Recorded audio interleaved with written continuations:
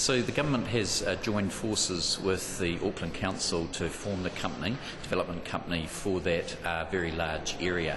In there we've got 3,000 state houses, a whole lot of schools, property of course that the council own in terms of roading and reserves, and all their infrastructure, pipes, sewage, all those sorts of things. So it seemed wise that if we're going to develop the whole area, harvest land so that there's more land to build on, we're making better use of those quarter acre and half acre sections, that it seems sensible to work with the council on that, and that's why we're doing it. Who's going to be sumping up the cash for the development? Will the government be doing? Yeah, first of all, we've put in 8.5 million between ourselves and the council to get the first sort of 12 months work done in terms of the planning.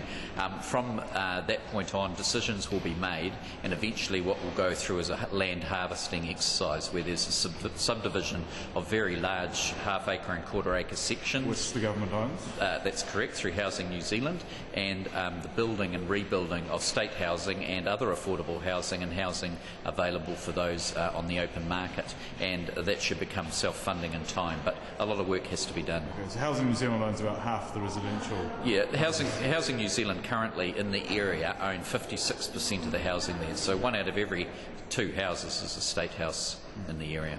Right, and so some of that land is going to be divested possibly to social housing organisations? Yeah, in very simple terms, houses on half acre, old houses on half acre or quarter acre sections, they'll be split off.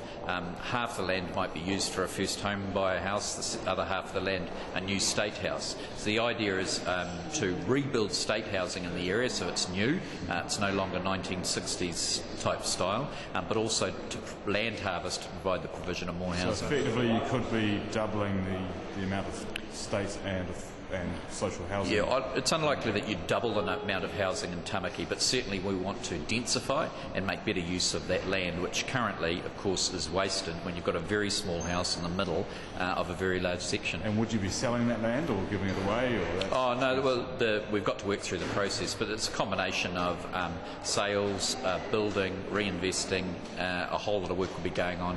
We'll be working with the private sector, obviously the community, but also affordable housing providers.